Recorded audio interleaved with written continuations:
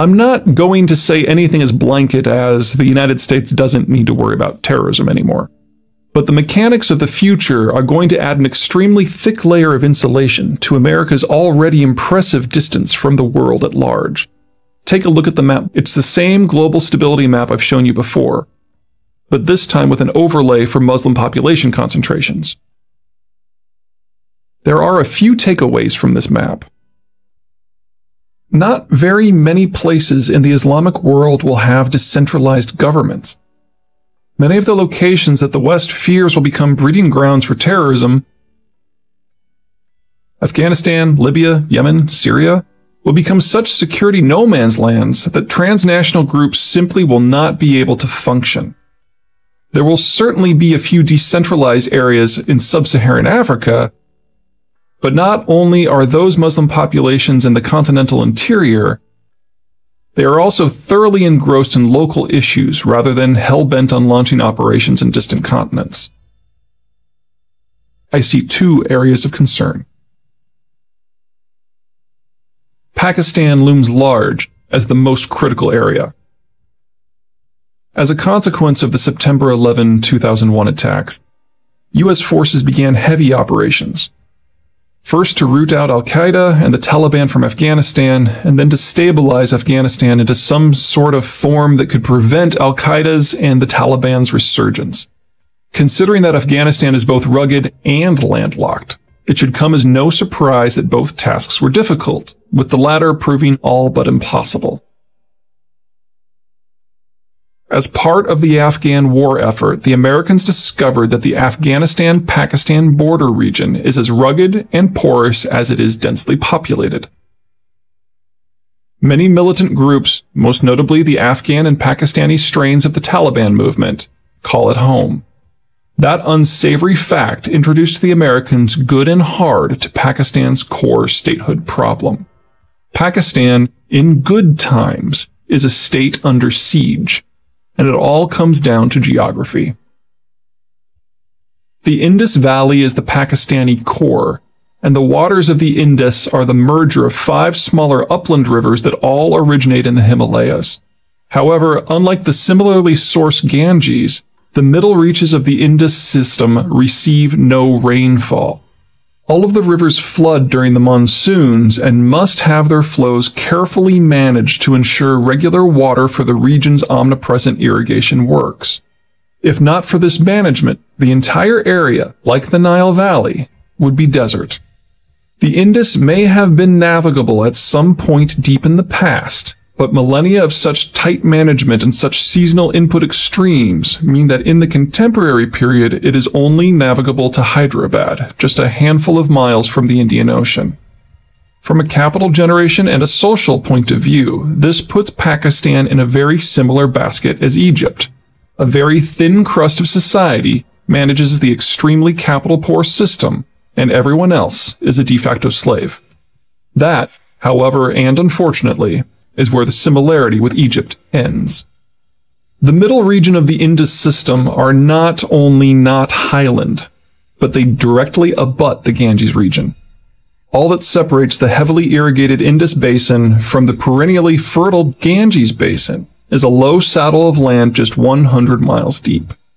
While this saddle is bracketed by a pair of impressive natural boundaries, the Himalayas and the Thar Desert, it is some 300 miles wide and leads directly into the most densely populated region of the world. It is broadly indefensible.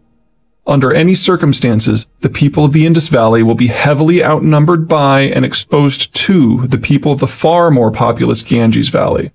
And that's before including the other Indian territories. And that's before considering Pakistan's other borders. The entire western fringe of the Indus Basin is mountainous, but most of it actually gets more natural rainfall than the core Pakistani lands, which have to be irrigated with waters from the Indus and its tributaries. This allows permanent populations, if far smaller than the dense footprint of the Indus itself, to exist. The Sindhi and Punjabi peoples of the Indus lowlands are somewhat traditional riverine people who have struck a political deal to run the Pakistani state. The non-riverine peoples of the highlands, a mix of Pashtuns, Kashmiris, Baluchis, and many more, in contrast, live more traditionally and resent any effort by the lowlanders to assert control over them, often rebelling. The lowlanders would prefer to leave the highlanders be, but the highlanders sit upon a series of major passes, of which Khyber is the most infamous, that allow access from Central Asia and Persia into the Indus core. The Mongols used such routes. In more recent times, the Soviets threatened Pakistan via the same passes. As much as the Sindhi Punjabi core might not want to have to deal with the highlands, they dare not go without a military presence there. Put all these geographic features together, and you get a very ugly country. To the east is a hostile India that would be more powerful than Pakistan under almost any scenario. To the northwest are a people who will always resist central power, but who must be subjugated in order to gain basic security for the core.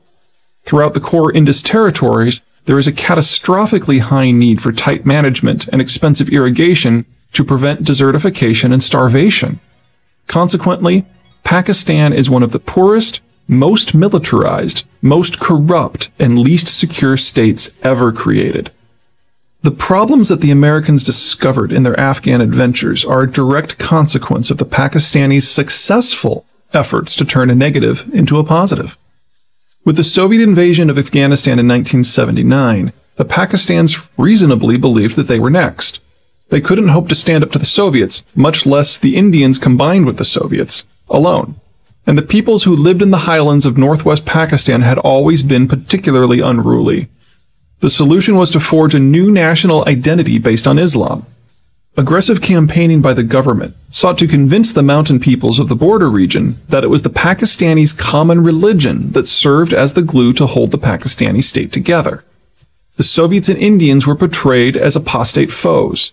Instead of having to be in a state of low-grade war with their own citizens, the Pakistani core smiled as the mountain people started crossing the border to attack Soviet forces in Afghanistan, or shifted into Kashmir to attack Indian forces. Fast forward 30 years, and it is the Americans who are patrolling Afghanistan.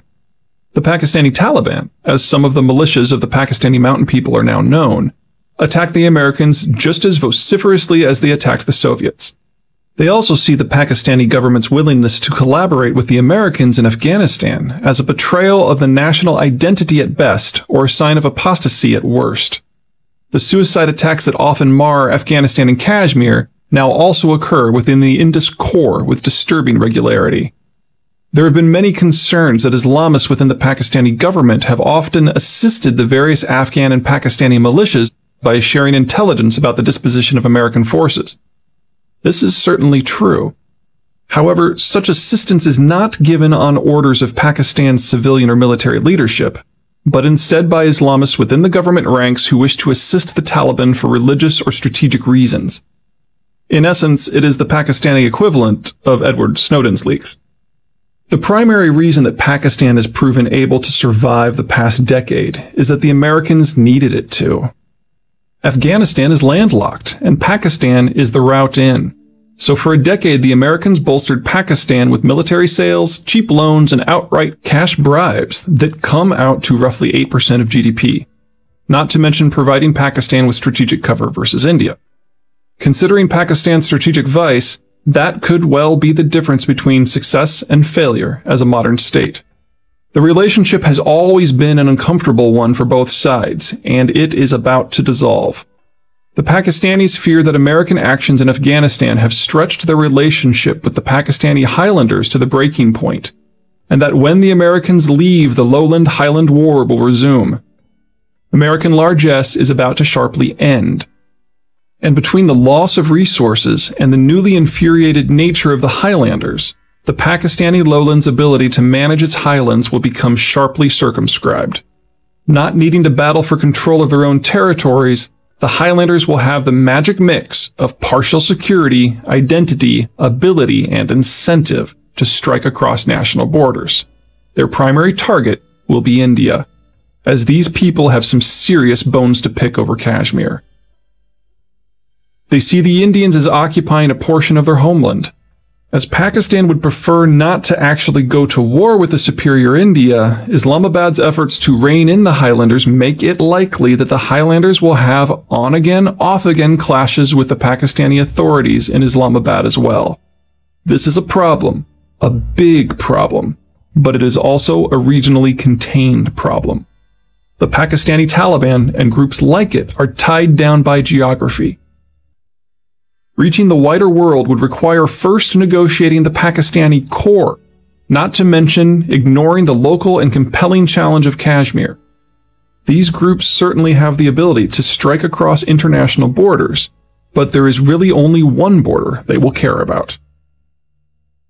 That's awful for India, but great for the Americans and the wider world.